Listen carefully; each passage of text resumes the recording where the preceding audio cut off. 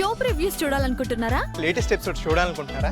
Star interviews చూడాలనుకుంటున్నారా? మరెన్నో మీకోసం వెంటనే ZEE5 యాప్ ని డౌన్లోడ్ చేసుకోండి. నా మీద ఏం అనుమానం వచ్చింది ప్రణయ్? అంతగా అడాప్షన్కి అడ్డుపడేంత అనుమానం ఏమొచ్చింది? బంగారాన్ని దత్తత తీసుకుంటే ఏమవుతుంది? చేమో ఏదైనా ఆస్తి కలిసొస్తుందేమో.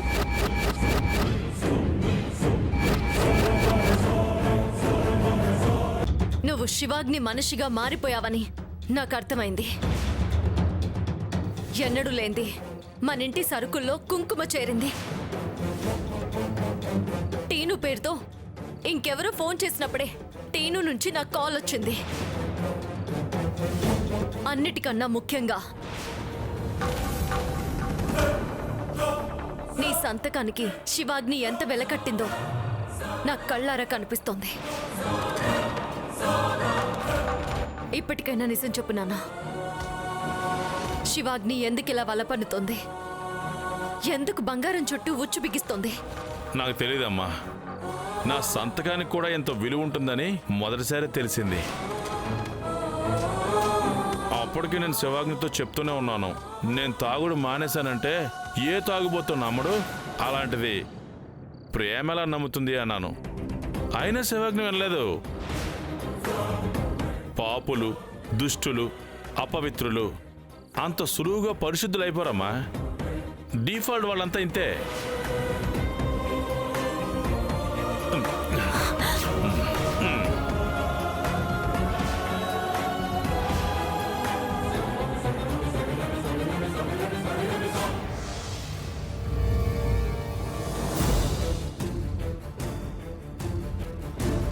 రే టీను, రే పండు.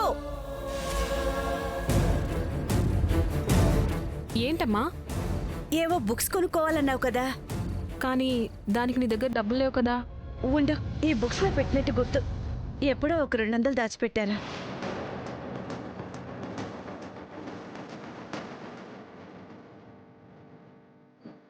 అమ్మయ్య, నీ అదృష్టమే. ఇదిగో తీసుకో. డబ్బు ఉంటే సుబ్బారావును కూడా సుబ్బారావు గారు, ధనం ఉంటే అప్పలమ్మని అప్సరస అంటారు. అమ్మో, మీ నాన్న వచ్చేసాడే, దాచిపెట్టండి. హే పలామ్స్,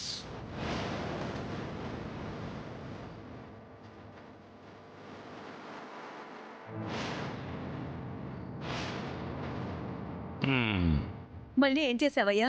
ఇంత డబ్బెక్కడిదే నీకు? నీకు సంగతి తెలుసా? నా నెత్తి మీద రూపాయి పెడితే ₹1 విలువ కూడా చేయనని మీ అందరూ అభిప్రాయం కదా. అది కొత్తగా చెప్పాలా? ప్రపంచమంతా ఏనాడో గుర్తించింది. చంపేస్తున్నామనుకున్నా. అయినా అసలు ఈ డేవిడ్ వాల్యూ నీకేం తెలుసా? నేను ఒక్క సంతకం చేస్తే చాలు. అలా సంతకం చేస్తే ఇంత డబ్బు వచ్చింది. ఏంటి సంతకమా?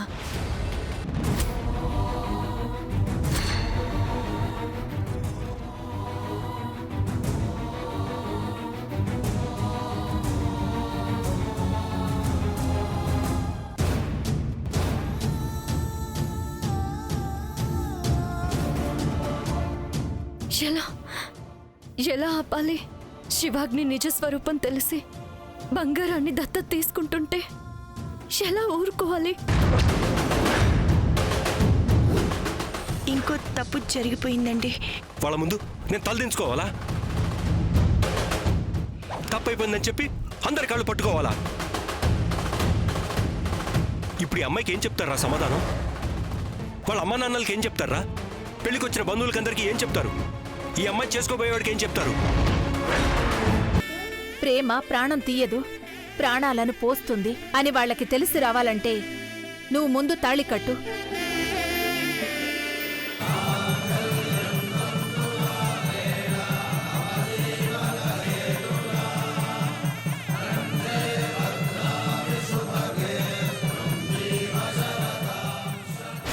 ఇప్పుడు తీసుకెళ్తాను. ఆ ఇంటికి నీ భార్యగా తీసుకెళ్తాను. ఇప్పుడు ఎవరు ఏ నిశ్చితార్థమో మిమ్మల్ని దూరం చేయలేవు. అభి, సౌందర్య ఎప్పటికీ నీదే, ఏ జన్మలోనైనా నీదే.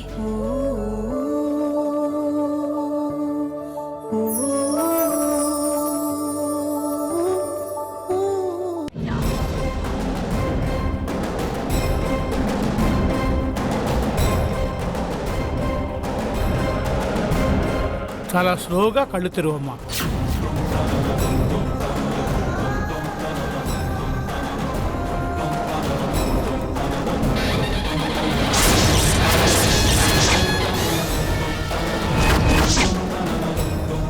శ్రీనివాస్ గారు, ఇంకా ఏంటి వీళ్ళతో మాటలు?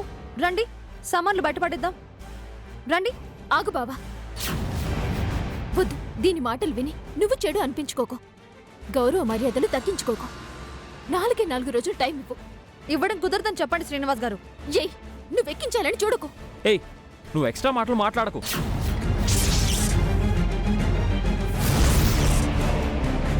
పద బయటికి.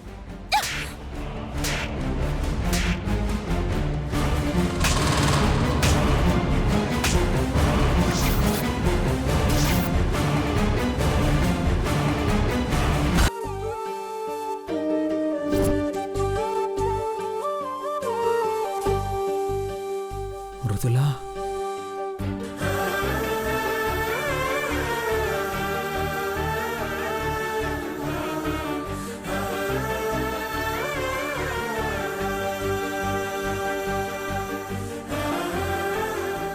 ఏంది కథ? మీ ఆవిడ యాదికొచ్చిండదా? అదేం లేదు. చూడగానే నన్ను మీ ఆవిడ అనుకున్నారా ఏంది? అమ్మా, నా మాట మీద నీకు గౌరవం ఉంది కదా. మీకు తెలీదా మామయ్య? అయితే ఒక్క నెల రోజుల పాటు నువ్వు నీ పుట్టింటికి వెళ్ళిపోమా. దేనికి? నీ విలువేంటో ఈ ఇంట్లో మనుషులకి తెలిసి వస్తుంది.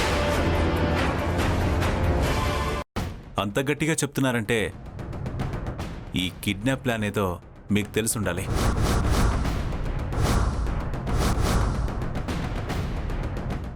ఏ దుర్గా, ఇదంతా నీ పథకమేనా?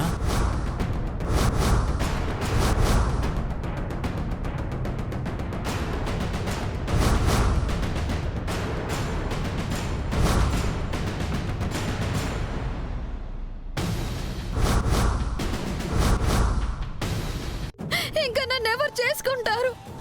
అతని వల్ల చర్చపడ్డట్టు అందరికీ తెలిసాక నన్ను ఇంకా పెళ్ళెవరు చేసుకుంటారు? నీ బాధ అర్థమవుతోంది. ఏం చెయ్యాలో ఏం చెప్పాలో నాకేం తెలియట్లేదు. ఇక తెలిసేదే ఉందమ్మమ్మ. ఇక ఈ జీవితానికి ఎంత అనుకుంటాను. ఇష్టం లేకపోయినా ఒప్పుకుంటాను. అతన్నే పెళ్లి చేసుకుంటాను.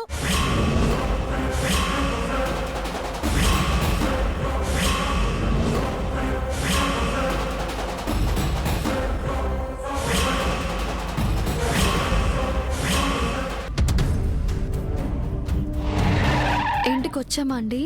లేదు, రావాల్సిన ప్లేస్కే వచ్చాం. ఇరుక్కుపోయామండి, మనం అయిపోయాం. దిగండి. ఏమండి, హాస్పిటల్కి ఎందుకు తీసుకొచ్చారండి? నువ్వేమో పెళ్లి పనులు చేసి అలసిపోయావు. మరి కడుపులో బేబీ ఎలా ఉందో తెలియదు కదా. అసలే చిన్న బేబీ. ఇది నిజంగా అగ్ని పరీక్ష. టెస్టుల్లో నువ్వు ప్రెగ్నెంట్ కాదని జైకి తెలిసిపోతుంది. అప్పుడు నువ్వు ఇరుక్కుంటావమ్మా. ఈ ఇంట్లో వంశీ గురించి అందరికీ తెలుసు. తన చెక్కు మీద సంతకం పెట్టడని, కేవలం స్టాంప్ మాత్రమే వేసిస్తాడని కూడా తెలుసు. మీరెప్పుడు సంతకం పెట్టరు కదా, ఇప్పుడెందుకు ఇలా చేశారు? రేయ్, నిజం చెప్పు. నువ్వు ఏ కుట్రతో ఈ ఇంటికొచ్చావు? నీ వెనకాలన్నది ఎవరు చెప్పు? ఐరేంద్రి, నువ్వు అనవసరంగా నోరు జారుతున్నావు. తనే వంశీ అని ఎప్పుడు తెలుసుకుంటావు నువ్వు? అక్కడున్నది వంశీనే. నువ్వు చెప్పడం కాదు దినా, తననే చెప్పమను. నువ్వు చెప్పేది నిజమే అత్తయ్య. నేను వంశీని కాదు.